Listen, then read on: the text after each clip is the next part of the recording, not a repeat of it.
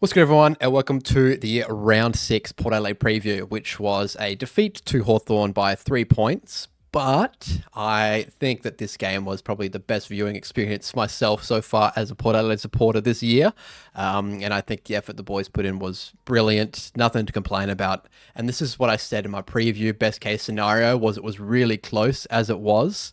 Didn't get there in the end. We had the opportunity to, but yeah, I'm probably the biggest, best loss so far this year, because all of the losses have been convincing, and yeah, if we didn't look path with all the rest. So this is our first look at a decent opposition, and not to take credit away from North Melbourne or what they're doing at the moment, because they're doing pretty great. The rest of the three are fine, but Hawthorn are the first real opposition we have faced, and I think we played best we have so far this year. I think Josh Carr's plan worked from the first quarter onwards. They clicked a little bit, they made adjustments, and they were perfect. And I actually wrote some notes on this game because it was a great viewing experience, especially if you were a neutral fan as well. I believe this game was, just highest quality. Set shots were great from both sides. Kicking skills were great from both sides. It was just a really good viewing experience. So I did write some notes to this one. I wanted to mix it up a little, and I probably will be doing this from all Port games in the future if I'm not at the game. I don't know if I'm going to whip out my phone while I'm sitting there in the crowd writing some notes. Probably when I'm at home, I will write some notes, but I did actually write some here, and I'll go through them in a bit. I just wanted to update, well, not update, because you probably already know you're watching the video, but the verdict for Butters has come out, and he's won his case for appeal. So Port submitted the appeal, $10,000 it is to submit the appeal. He won, and it was under the stupid mistake from one of the tribunal members just jumping on the phone in the car when it was going to an open inspection. So under that, the tribunal said, yeah, look, you can't make a verdict of him being guilty under that. Yeah, as you can see here, inexplicable and amounted to a miscarriage of justice. So only 14 minutes, and they said, yep, you're free, mate. Yeah, there's nothing to pin you on. It's a really weird tribunal hearing with the dog from our lawyer, Port's lawyer. So it's probably definitely worth going and having a read of the article by Martin Smith. But Port, Butters is clear. That's great news. So, wipe that away. Nick Foot, you're a tosser bag. And, just put it in the back burner. Go on to next week sort of thing. So, going on last week, I'll go straight into my notes because we've got the statistics here. A lot of performers. There wasn't a lot of people who didn't have a good game. I think on the quiet side of things, even Josh Lai, Evans, and Murray's were fine when they had the ball. Didn't see it a lot, but they were okay when they had it. There's a few in here that I do want to say some criticism for, but all in all, I think everyone put in their part, and it was, decent display. Ewan McKinlay actually had his best game I've seen him play so far for Port. But let's start with my notes. So first note that I wrote, because I saw it a couple of times, is that Joe Richards has to get stronger around sticking tackles, because I saw many times Hawthorn running straight through him. His run is great, but when it comes to coming against him, his defensive tackling is not great, and he needs to get a little bit stronger, I think. Horne-Francis was definitely my MVP for the game. He was the X factor. He made things happen. As good as Zach Butters was, I think that Horne-Francis just looked a level above everyone else out there, and that was already a high quality performance by everyone. So that's saying a lot about him. If you get Horne-Francis flowing, you're in good, you're looking good. Moving from Josh Lai to Lachie Jones onto Watson in the second quarter was a perfect Josh Carr move. I thought that, Josh Lai was not really sticking to keeping Watson quiet, and he had a really big first quarter.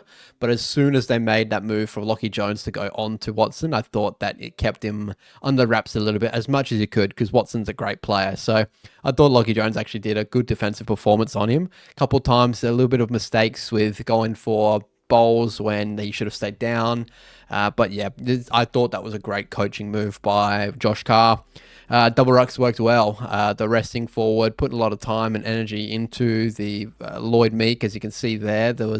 He didn't have a great game, to be honest. If you can see here in the stats, actually, down at the bottom here, I just thought that it was, pretty good to put a lot of time into both, because they did double ruck as well, Lloyd Meek and Ned Reeves. I thought that, it was good for Sweets. I'm not sure. It just worked. I can't explain it more than it just worked. And I think they're going to roll into it this week as well. Maybe they will. We are versing Geelong, so their ruck stocks aren't great. So we'll see what happens with that one. But I thought that was good because it allowed Marshall to stay back as well, which I do prefer him in the back line at this stage. His distribution is great, and that's what I'm going into soon. Zachy Butters, brilliant as usual. Yeah, you can't ask for more than what Zachy's given us right now, and it's going to be really disappointing when he does eventually go out of here. But yeah, he is just probably he's the best player in the AFL right now, in my personal opinion. And any team would love him.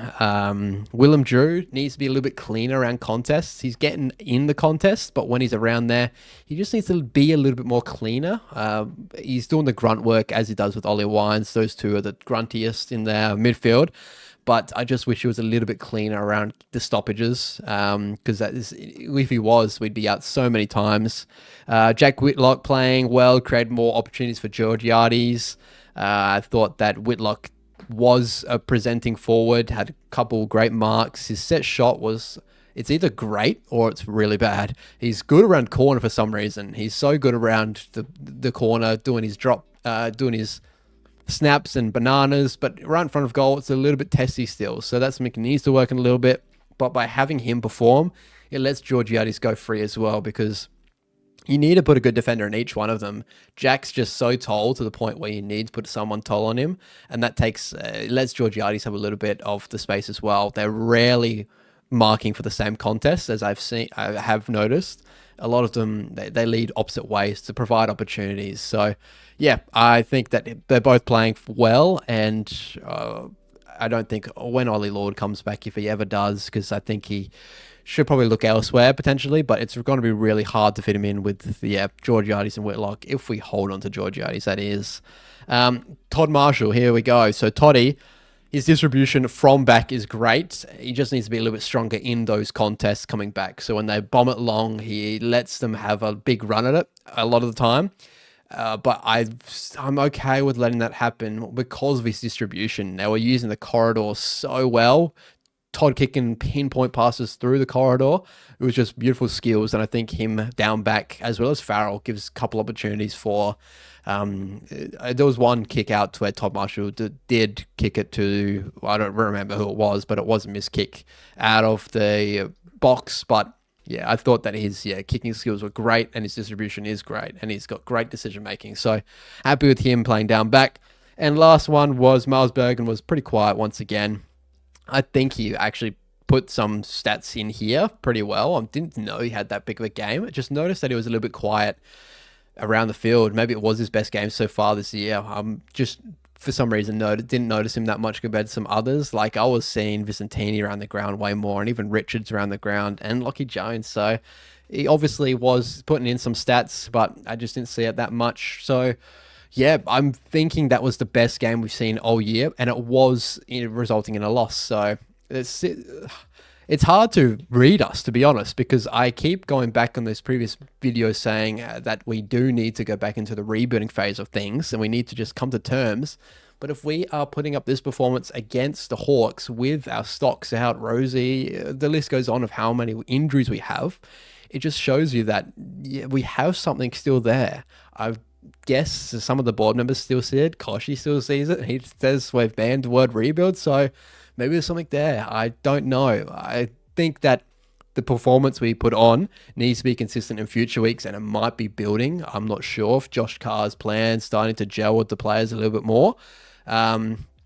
I still think we really need to come to terms with potentially moving on with some players at the end of the year and entering that little bit of a rebuild phase, because we're not that standard where it's going to be Brisbane Lions, Geelong, as always. Even the Hawks looked like the quality was a little bit better on their side of things. I just think they had a poorer game, mate. I'm not sure. The pressure was just high. And when the pressure is high and you're a bad team, any game can be close if you're putting in high pressure. So that's my thoughts. Beautiful watching, and I thought it was the best so far this year.